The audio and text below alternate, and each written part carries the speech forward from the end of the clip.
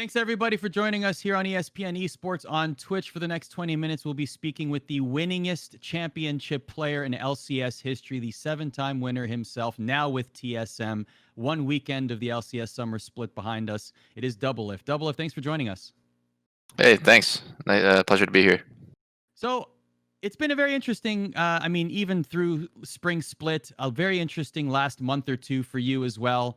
Lots of things happening there. Normally, not the best question to ask to start an interview, but I think it's appropriate here given everything that's going on. How are you doing? How are you feeling with everything?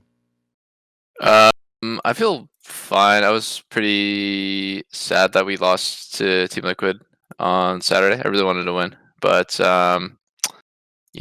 it is not productive to dwell on it. So, other than that, like joining TSM, practicing with the team for the first time, kind of getting like the honeymoon phase, going through the honeymoon phase of like a new roster, and then working through the problems that come afterwards, and then winning on stage. I can't say it's been all good, but it's been mostly good. What was it like those first scrims with your old teammates and your good buddies again on TSM? It was at first I didn't really I didn't really realize like that this was I guess it didn't hit me that it was something special, but then after a few days of scrimming I realized that like normally when you're on a new team, you feel a sense of like uh you need to like actually put in a lot of effort to get along with your teammates. It's just a really basic thing. Like you get on you're just confronted with like a new set of people. You really want to you just want to have a good relationship with them, and you want to have like easy communication. You want to make it not awkward, that kind of thing. I'm sure everyone knows what it's like to like meet someone new. You don't really vibe super well in the beginning, but like after a few days of playing with the team, I realized that I've just been taking that for granted. Like basically we got off like super well, and because there was like no hiccups with like our team dynamic, I didn't realize until days later that it was actually something really special. So it was nice that I got to play with my old teammates, but also like BB and Spica. Um, like they're a lot younger than me. They're like 6 years younger than me, I think. And they're also rookies, so there's like a big experience and also age gap between us. But like the thing is that their personalities and mine are like really similar because we're like pretty troll. We like just make stupid jokes all the time, lighten up the mood, but also get serious when the game starts. So like it was like very easy for me to get along with them and we just started getting along and like messing around 24/7, and that was it was good. It was really good. How much of a responsibility? I mean, there's already veterans on the roster, Bjergsen, et cetera, but like, how much of a responsibility do you feel to kind of mentor the young kids, even though you're the technically the new person on this the new old person on this roster, at least in this iteration? Like, how much of a responsibility do you feel there? I actually feel a ton of responsibility. I feel like as an older and more veteran player, there's just because I am who I am. Like there's a lot of pressure on me to do a lot of things. So first, like be able to give constructive feedback to my teammates without being toxic. That is the number one caveat. And the second thing is giving it in out of game leadership. So giving the team direction when we're in discussions and when we're watching VODs, watching tape, or when we're discussing certain parts of the game. I feel like I need to be right. Like I need to have the most reasonable. I don't need to be right 100% of the time, but I need to have the most. I always need to try to have the most reasonable approach to it. So I need to work really hard to be like, I guess, really educated about the game, study the game a lot, and bring that knowledge to my teammates. And then also in game being decisive. I think one thing that happened against TL, and one of the main reasons why we lost, is because we didn't have really good snap decision making. And it's because I in game, like I'm not sure if it was like first game jitters or something for LCS, but like I was a lot more decisive in scrims about what we were doing, and on stage like it fell short, so we didn't really do anything proactive. I feel like in game, it is my responsibility as someone who's been in like countless situations to basically tell the team what I want to do and lay out the plan, and then execute the plan. So yeah, I feel a lot of I guess I feel a lot of pressure, but at the same time, I kind of like it that I need to play well. I need to be smart. I need to do a lot of things, and then the team can be really successful. The match against Team Liquid was the first of the season, obviously. Do you wish that you had gotten that first meeting later in the season, maybe when the team had more reps, or were you happy to get it out of the way? I kind of don't. I don't really wish one way or another because I can see the downside in playing them later as well, which is mm, like I wasn't sure how good they would be as well.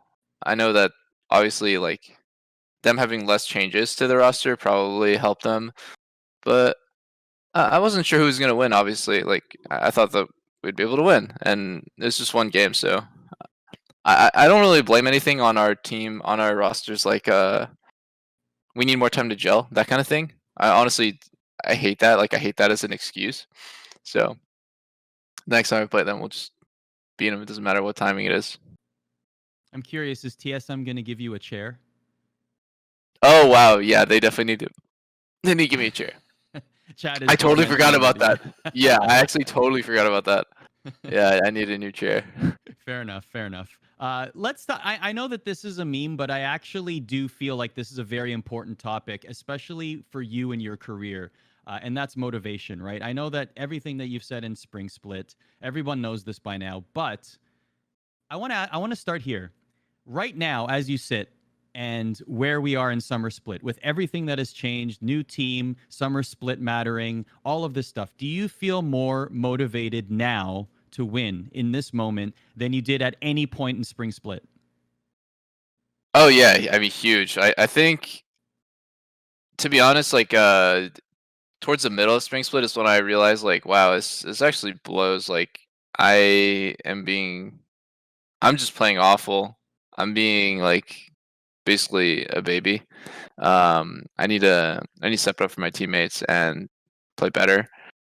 And I think I was like motivated obviously in spring, but I'd say like right now I'm not at 100%. I'm at like 120%. Like there's a lot of reasons for me to want to win. First off, to like beat my old team, to regain like my position in the league. I think everyone likes to talk shit on teams and people who like had a history of success and then aren't successful anymore. You know, like just generally people say like TSM blows, doubles wash up, like all this kind of stuff. Like it actually makes me really motivated. Obviously, if you don't have that, you honestly are missing out in a way. I would say maybe some people like the positive reinforcement of like you're really great. You know, like you should keep it up. You guys are awesome. But like for me, I actually react a lot better internally to like negative just like negative feedback, I guess, from the community where I'm just like, man, I really gotta fucking prove these guys wrong. Like I'm like so like it just makes me it just ignites a fire in me, I guess, to practice harder and to play better. That's Um that's that's an interesting point, because one of the big criticisms that people have online is, this team is washed up. Bjergsen and Doublelift, their time is past. They've won their championships. This band won't, they might have some hits here and there, but this is not going to be the glory days. Like, what do you say to those people? I mean, I just think it's I just there's nothing really to say to those people, you know, you just have to win. I think it's hard to like go to them and be like, yeah, we're gonna win, like you'll see, but because you don't know, like that's the nature of competition. Nothing's ever 100%. Even if you you know basically just churn away 24/7 and you outwork everyone and you outwork your competition, but in the end, like it's just a numbers game. No victory is like ever guaranteed. We can make it to the finals and lose because we just were playing worse that day, something like that.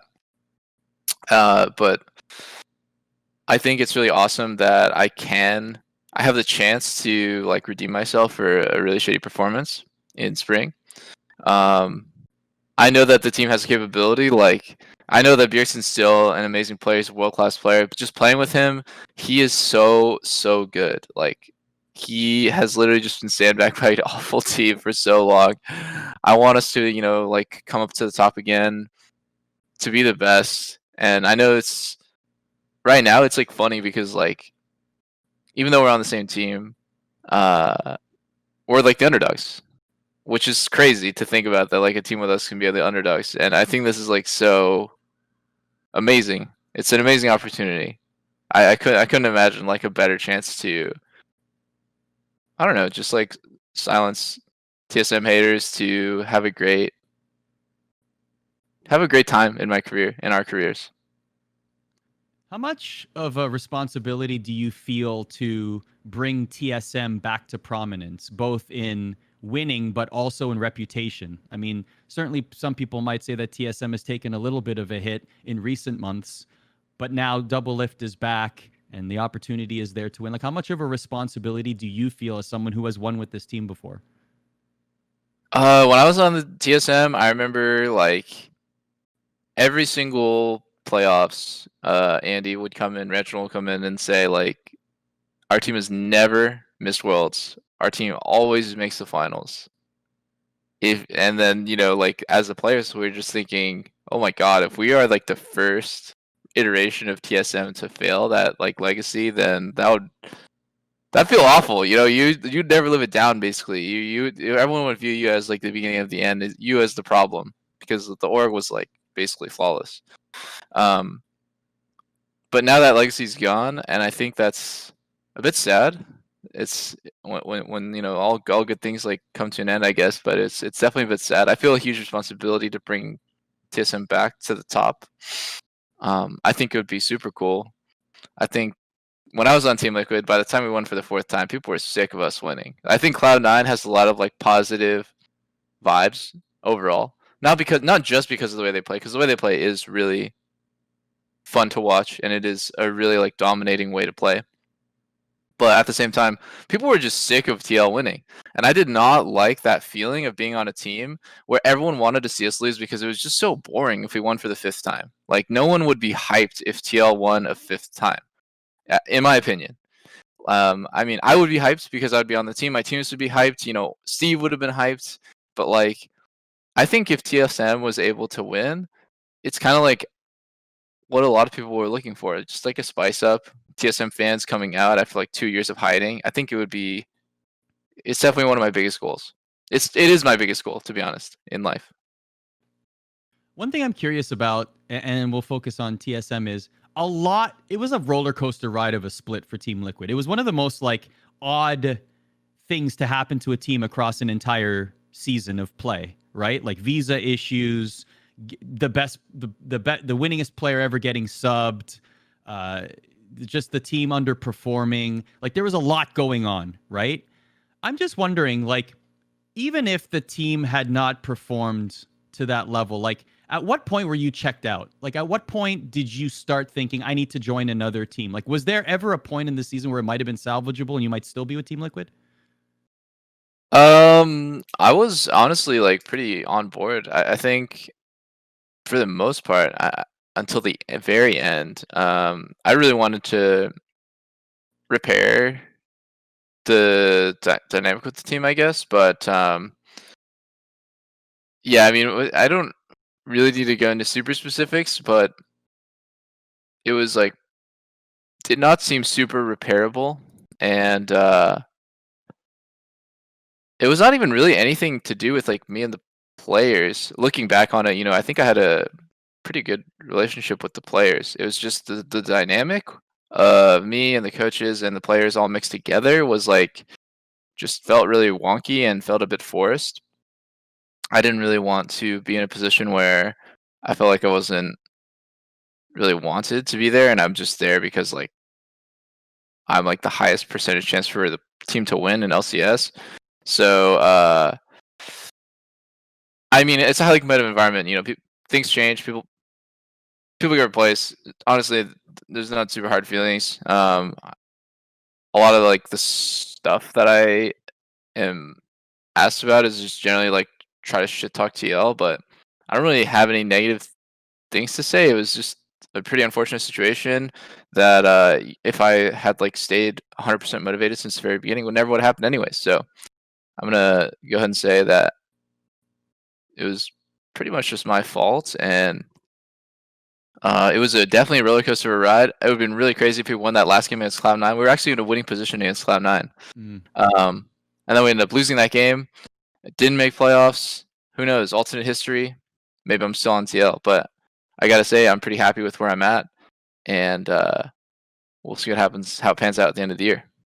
You mentioned earlier that as you win more consecutive championships, people love to see the bigger they are, the harder they fall, right? And people love to see that sort of story of like the Giants finally losing, like the Golden State Warriors is a perfect example, right? I'm sure you've gotten that comparison when on Team Liquid, but right now, winning a LCS title. When was the last time you felt this motivated to win an LCS title in your career? I seriously cannot remember the last time I was this motivated to win LCS. Like, I want to win so bad. I've never been like as emotionally or mentally or just like overall just affected by my performance in LCS. Like, if I play bad, I feel awful. If I play well, I feel great. There's been days and there have been years where I play LCS and it's just like if I play bad, whatever, I'll bounce back. If I play great, whatever, it's a normal day. Like, it doesn't have the same weight to it, I guess. But now it has a lot of weight. LCS is the most important thing in my life again, and maybe I had to lose, maybe I had to like switch teams or something to realize it. But after you've been winning for so long, it sounds like I'm like humble bragging or something, but it seriously just becomes really normal, and you don't really think about why it's important to you anymore. You're just doing it because it's what you're good at. It's what you've been doing. But now I realize like it's so important to me. It's pretty much everything. So I don't want to. Yeah, I don't want to lose anymore. That's it. And I haven't felt like that maybe since like season 5 on CLG. Wow. That's a long time ago. Yeah, not this much. not like this level, you know. Wow. Yeah, no, that's fascinating. It's crazy to like when I was like preparing for this, it was like I felt like that the last split with Team Liquid might have been where you were at your lowest motivation ever, just everything going through and all the factors. And then now with everything going through, especially with what you have to prove and what TSM has gone through and all the stuff that's been happening, you are at your most motivated. It's like night and day between splits. Yeah, for sure. I think maybe part of it too is I'm really close friends with my teammates. Not just the ones that I played with before, like Pearson and Vincent, but I'm friends with all my teammates, and I really want to win it for them too. And I feel like they want to win it for me. Like, I feel like everyone was really upset about the TL loss, not just because it was our first match and it was a loss, but like they wanted to win it because they knew that I really wanted to win, and they were really upset because we couldn't do it. And I don't know. There's like some brotherly connection going on with our team, and it feels really good to play in this environment. So, last question for you. You mentioned The Last Dance on the LCS broadcast. We were talking about us watching it before we went on the air here. And one thing that Michael Jordan was really good at was he set a goal for himself and he wouldn't quit until he achieved it, right? Like he wanted to win 3 consecutive championships because no other NBA player had done that. That was one thing that he was focused on, laser focused, and then he ended up doing twice. So for you, I know that there's an obvious answer to this, but I want to hear it from you. Like what before you hang it up, before you retire, what are the goals that you have set for yourself that you need to achieve before you can feel like you can even think about retirement? Well, I want to win so much that there's no chance anyone's ever going to catch up. So that would be really cool. I know that right now, like, it's honestly kind of unlikely that anyone catches up, but I want to win, I don't know, maybe like 10 times. So 3 more. I think that'd be really cool. I never actually put a number to it, right? I just want to know I want to like win so much no one can catch up. Another thing I want to do is make the finals of Worlds. I don't think I'm going to stop until I make it there. Is that still the biggest factor for you? I know we talked a lot about LCS winning here, but just the idea of even hearing you talk after Worlds last year and how it went down for Team Liquid, like how much does that play into your mind, even as you're going through the summer split? I feel like Worlds is always in the back of my mind of like, is this kind of play good enough for international play? I know a lot of times you think too big picture and it can actually hurt you. Like you're not playing Worlds right now. You're playing against LCS right now. Some things are just good enough for LCS, and then you need to work on like triaging like the more important things. But I like to get everything perfect from the very beginning. That's kind of how I've always done it, and I don't like taking shortcuts because I feel like over the long run it will hurt you. So I do think about a lot of things as like, if I was to play at Worlds right now, is would this play be good enough? And obviously most of the time it's not. So you're really trying to min max a lot of things. And yeah, I definitely think about it. I've played at Worlds so many times for the last like 7 years or something, and the furthest I've ever gone internationally is finals of MSI. And when I made it there, I realized that like pretty much anything is possible. Like anything is really possible if things line up for your team. For one, because I do truly believe that like one element of competition is luck. So you need a little bit of luck, a lot of hard work, and I think you can really do. I think a North American team can make finals. I think that's realistic, personally. So I think about it a lot. That I want that team to be me, my team. Well, fans will be definitely following that along in the summer split. Doublelift now with TSM, and the journey continues on your way to 10 LCS champion. I love that you gave it a number. I love that you put a number to it. I want to be the first double digits winning LCS champion. It's out there now. It's like a goal to attain, just like Michael Jordan would. Doublelift, thank you for joining us here on ESPN Esports. We really appreciate it. Thanks. And for everyone else watching, this will conclude this stream, but the Rift Rewind is on every Tuesday at 6:30 p.m. Eastern, where we break down all things League of Legends. Thanks for watching. We'll see you then.